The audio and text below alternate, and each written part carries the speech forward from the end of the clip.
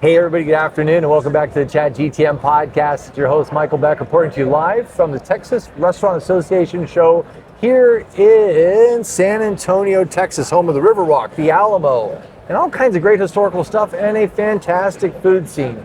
I am here with Mr. Ellis Winstanley. He is the chairman of the Texas Restaurant Association, a restaurateur, an entrepreneur, the husband of an amazing entrepreneur. There's so many levels to you, my onion-like friend. We talked about the NRA that I learned. Ellis, good afternoon. How are you doing? Doing great. Great to see you, man. The smile, the smile, I think that's like your signature. If you have a business card, put your smile on it. People would know it's Ellis. So Ellis, I got to know you, and it was a treat to get to know you at the NRA show for the first time. Likewise. Thank you. And you started sharing a lot of stuff with me about the growth of El Arroyo, your brand, right? Yeah. And the journey of your wife as an entrepreneur, also really inspiring, and I definitely want to come back to that at some point. But when you join an association, typically you're a member of something before you start climbing into the ranks and investing your time there. And I thought it'd be an interesting conversation to talk about that. So, sure. So how did things start with you and the TRA? Were you in El Arroyo at the time? Like, give me an idea of the road that led here. Yeah, so we had, I don't think we bought El Arroyo yet. We had several other restaurants, and we were looking at workers' compensation insurance, and there's a little cheat code with the TRA. If you're in the safety group for Texas Mutual Workers' Compensation Insurance, which is administered through the TRA, the rebate that you get is like more than the cost of the insurance. So it's like more than the cost of the membership. I'm sorry. Is what I meant. Okay. And so you're going to buy the insurance anyway. The rebate more than pays for this. So it's a crazy good deal. And so I joined that way. That's how we originally got started. Okay. So you're doing it for insurance benefit. Yeah. It was just a really of course, why wouldn't I do that, right? I mean, total no-brainer. And that's still the case today, by the way. Okay. And a lot of people find the TRA that way. Originally, I mean, people find it all different ways, but that's like it's the cheat code. We call that a wedge product in the biz. Yeah, there you go. And so, and then 2012, I got a little more involved. I went to Washington to testify about something with it was a weird technical issue that applied to us because we have businesses in other industries, and restaurants, and around Obamacare and insurance, and then it really didn't do much for a while. It just kind of paid our insurance premiums and got our rebate checks and kept our membership, and during COVID, got much more involved. So why then? I mean, clearly something was happening. But. Yeah, because so we put on the El Arroyo sign. Now would be a good time to legalize margarita delivery at El Arroyo, and our paths converged with an effort the TRA had going, and ultimately became very active in launching alcohol to go, and we launched the. Is that a thing here now? Is that real? Yeah, it's a real thing. Yeah, so, I knew Texas had drive-through liquor stores, right, or something like that. You can do drive-through like beer and wine pickup stores. There was like a couple really old places in Wichita Falls.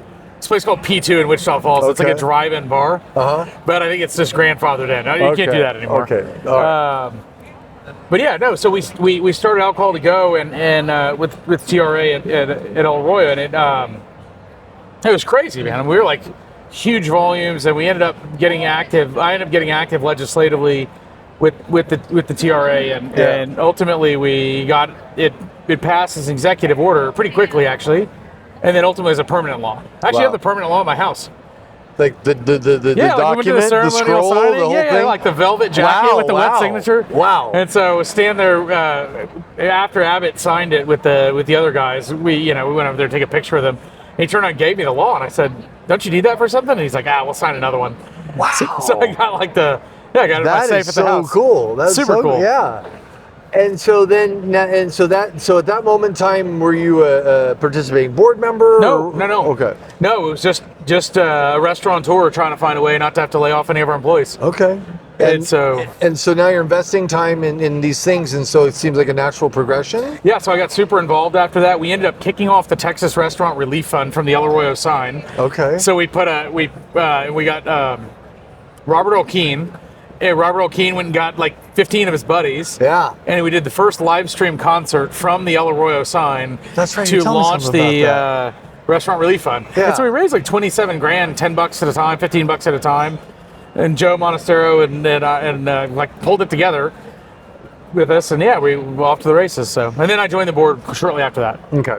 Yeah. And it sounds almost like a silly question why you believe in it after what you told me, just these things that help out restaurants around here. But what really hit it home and said, I need to be deep in this? I mean, so for the TRA, like it's, you really get, people's mettle gets tested in crisis, right? And the TRA team just crushed it. Like, yeah. I mean, restaurant, we have businesses in other industries. Yeah. And I saw what happened to some of those businesses and some of those industries and what happened to restaurants. I was like, wow, that is a real difference in that association. And the team is just incredible. I mean, the legislative wins, the laws that have been passed, the laws that have been blocked, the laws, the membership benefits that have been, I mean, look around here. I'm just walking around today in the show, just thanking the people who exhibit. Hey, I've introduced myself. I'm the chair this year of the board. Really grateful for you guys being here. Love to know your feedback. I mean, overwhelmingly, it's like, this is amazing. The traffic is huge. It's the best state show. Like, people are really happy about it. It's up. The number of booths is up 100 or so. Wow.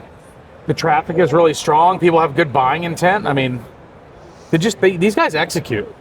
Well, and I mean the staff when I say these guys. Yes, and I mean Tony Abrascato, your CMO, like everybody's got a good word out there. And from Florida, I hear about how great the Texas show is. And my friends in California are a little nervous, right? What I learned this morning, and even from right now, is this layer of advocacy. So this is a PAC. This is a political group almost, or an advocacy group, there's right? There's a PAC. Yeah, advocacy is a big part of what we do, and so there is a PAC. Okay. And I mean, there's even a advocacy section back there for legislation. And it sounds like such an important thing to be part of. Otherwise, like you can be a pedestrian, an armchair quarterback, and bitch about something. Yeah. Or you can get involved and do something about it. Yeah. Right. And is that what the TRA is promoting? Is get involved? Yeah, definitely. I mean, so it's a strong organization already. There's lots of room for more restaurateurs to get involved. Yeah. And we want all the restaurateurs in Texas to be involved. Legislatively, it's one of those things that on the surface you might think, like, why is that necessary? But why it matters is because legislators are just people in their communities, right? And they hear from their buddy, from their cousin, from their business partner, or whoever. Their bubble. Yeah, we need to pass a law that does this. Right. And sometimes those are good ideas. Normally, there's unintended consequences of those things. Right. And if you're not in the conversation advocating for your position and highlighting why this idea that they've got needs to be modified to achieve these outcomes, then you are going to be in a bad position, right? Your business is going to be getting hit with extra fine, or, with fees, with licenses, with weird rules that you don't even know how to enforce. Right. And so, yeah, I mean, being in the conversation really matters. Well, a lot of people say Texas is a country unto itself. Yeah. Right. It's funny. We were having this conversation yesterday. And a smile of pride. Absolutely. Yeah. So I spent a lot of time in Costa Rica. And some of my friends in Costa Rica, they're like, why?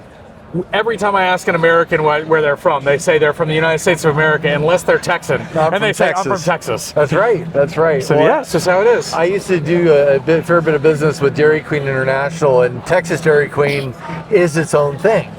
Texas does whatever they want in the Dairy Queen system. It makes them nuts. Yeah. Back then, I think they honor FTDs. They signed like cocktail napkins back in the day, you know. But the reason I honed in so hard on the advocacy is when we were at the NRA show, they shared a number that was kind of devastating that said 42% or some number close to that of restaurants in the country hadn't made a profit last year. Yeah, right? I believe that. And then I've been hearing through the grapevine, I don't have any specific data to back it up, but Texas has been impacted pretty heavily because there's such a heavy barbecue scene here, and commodity prices for beef are spiking so hard that there's restaurants shutting down just because of beef prices. Yep. Right? How does the TRA help with stuff like that? I mean, we're better as a group than we are as an individual. But how do you see this playing into relief for businesses that are being affected by commodity prices? Clearly, we can only control so much.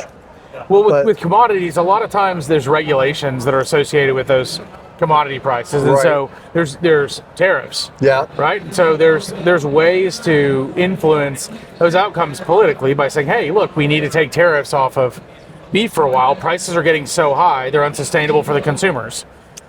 I have a really mean question to ask. Sure. This is Texas, Yeah, home of the Longhorn. that's right. Why aren't we making our own cows? We have tons of cows. We don't Okay. eat longhorns normally. Okay. They just So look I- good. Yeah, I just They're need not the cow, good I know. eating. Yeah, They're yeah. not good eating. Yeah. Also, I learned the other day there's baby longhorns, by the way, or Oh. miniature longhorns, by the way. Okay. Yeah, they only take a half an acre each of grass to graze.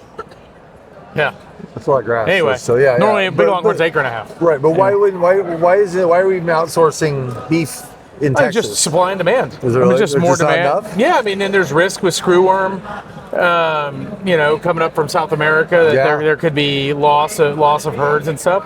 And so, I mean, there's a lot of issues. I'm by no means a beef expert, but I understand generally the issues. And yeah, I think there's always ways to solve problems and adjust problems, as any Right. human does in their Sure, day-to-day business. sure. But collectively, as an association, that's what the association is doing. Is it's focusing on what is the solution to today's problem or tomorrow's problem in the case of the TRA, Yeah, who tends yeah. to focus 2-3 years out, and how are we going to position our industry to serve its communities in the best possible way.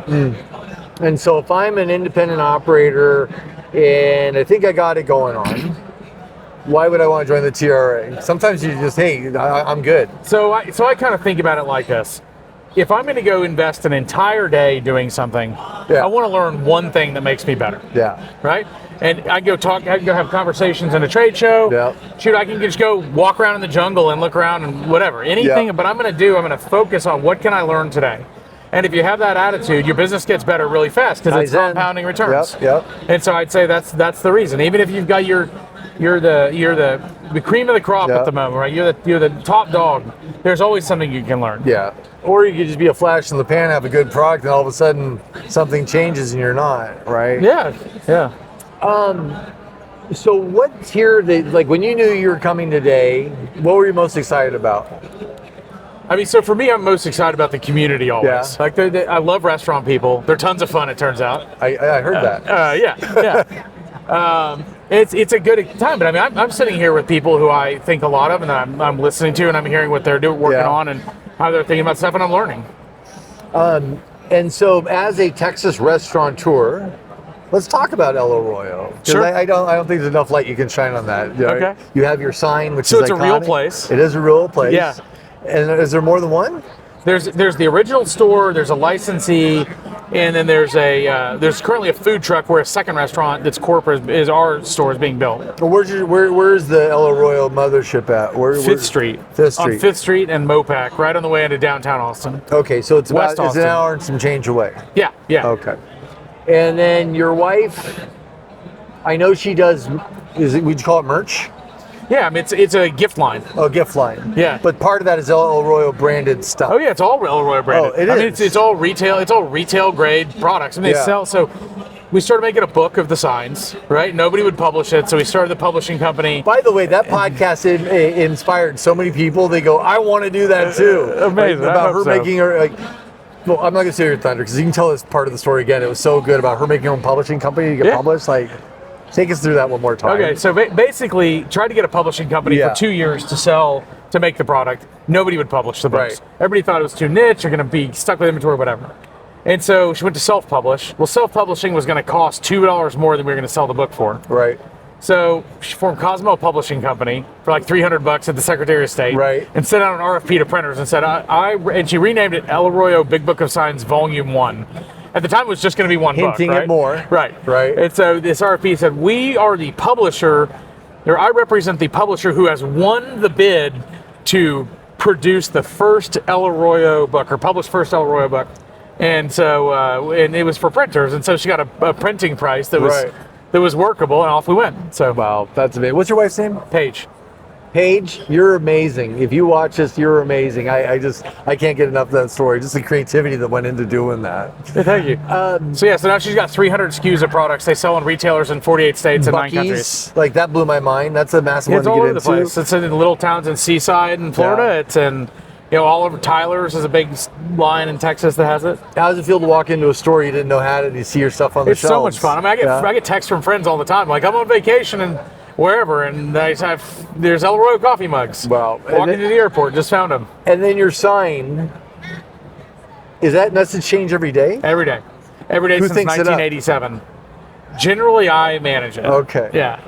Other people contribute. You ever have writer's block? Of course. And you have really smart people around, but there's been lots of people over the years who have contributed heavily to it. So there's a team of people. Yeah. At the moment, I am. Okay. You bet you're out and about and you're hanging out with funny people, and somebody says something funny, you're like, that's amazing, that should go on the sign. Okay. So that's a pretty common pattern. That's pretty cool. Pretty cool. Well, what else would you like to share with people as we wrap this up? About the TRA, the idea of being a member here, or why they'd want to come to these shows. And is this the only show or event that TRA has every year? So TRA has lots of regional events in the various chapters. This is its big event for the year. So I think one way to think about it is it's the Texas Restaurant Association, but there are people here from all over the place. Right. So there's vendors from Italy, there's vendors from Guatemala, there's vendors from Mexico, there's attendees from surrounding states, and even people flying in from the Upper East Coast. So I think it's really beyond Texas at this point. Yeah, well, you mentioned basically earlier too. It's basically the Southern Restaurant Show put on by the Texas Restaurant Association. I like that. So I just came up with that a minute ago. I'm gonna pass it by the team in a minute I and think see what they think. I think Tony needs to hear about this idea. I'm gonna talk to Tony about it after this. A little rebrand. Tony, I got an idea. Yeah, exactly. He hears that a lot from me. Well, that one last thing that opens it up. So you'd mentioned that you said, hey, have you seen the Italians? Yeah. Right? Have you seen, was it Argentinians? Yeah, some Guatemalans. Guatemalans, right? So this is becoming an international show. Oh, for sure. Yeah, and then you have the tapas competition here too. The tapas competition. Now the Bar and Nightclub Alliance just merged in. Yeah. And so, which I think is great. I mean, there's so much crossover between bars and restaurants. Obviously, restaurants have them, and a lot of bars have some element of food. So a lot of the vendors that service are the same. So yeah, it just continues to grow as people are attracted to it. And the attendance here is fantastic. Yeah. Like it's really incredible. I mean, there's a lot of people here. Do you have a count on how many people registered this year? I'm sure they do. I don't know what it is. Okay. And then as far as trends, I don't notice a lot of alcohol much these days when we go to events like this. And it seems like nootropics, THC, boba, high margin drink things. Is that the trend? Am I right? Is there a trend happening here where it's kind of coming out more that these beverages are more and more popular? Yeah, I think there's a bit of that here. I think there's quite a bit of it here. I haven't made it through the whole show yet, but I've seen a bit of it. Have you tried the THC beverages that they have here? I have not tried them. Is it taboo? I'm always wondering, like, how's that play in Texas? Like, I mean, like the underlying Texas culture is kind of come as you are, you know? Okay. It's like, hey, here's the thing. Like, if you don't hurt anybody else, you can pretty much do what you want. I like that. And that's kind of, most Texans are pretty much, Texas was like a very rural place. It was very poor for a long time. So you think about like the underlying Texas culture, it's kind of like take care of your neighbor, laugh off hard shit, because what else are you going to do about it? And don't hurt anybody else, and you're fine. Do what you want. I love it. Don't tread on me, Don't tread on me. They're kind of like, Very nice. Well, thank you so much, man. When I met him at the NRA show, I was so surprised the energy this guy has, how fun he is. And I can see why people want to be around him. He's got just a zest and a joy for life. Well, thank you. And I have to imagine that if I walk in the door of your restaurant, it's going to be a little bit of Ellis peeking back for me in every corner of that joy that you present. I'll tell you when I get there, but yeah, absolutely. And if people are interested in joining the TRA, what's the best, And by the way, I don't know if you ever watched our cut from NRA, I was flashing logo. It was this, like, you need to go back and watch it if you have it. I was like, .com this and .com that. You had so many websites. Yeah. What's the best place to participate, get involved? Who do they reach out to? Yeah, visit our website. I believe it's txrestaurant.org, I think. Okay, with the question mark.com? Question mark? I think so, yes. I think that's it. Texas Restaurant Association, Google it. Okay, or I'll have it up there. Texas Restaurant Association, this right here. All right. Well, you're one of the good ones. Thank you so much. Thanks for bringing us here. Thanks for the treatment. Thank you for coming. It's our honor. The team's grateful to have you. Well, we're grateful to be part of it. So yeah, absolutely. Thank you so much, man. Thank you, man. And I'm coming to meet you someday. Is it Paige? Is your wife's name? page. Yeah. Yeah. Someday I'm gonna meet you, Paige, and I'm gonna have you sign my El Arroyo book. I can't wait. So for Amazing. now, it's a ChatGTM podcast. Signing off with Ellis Winstanley here at the TRA show, and we'll see you guys in the next one. Have a blessed day. Oh, of course, random access, kindness, sprinkle that stuff everywhere. Take care.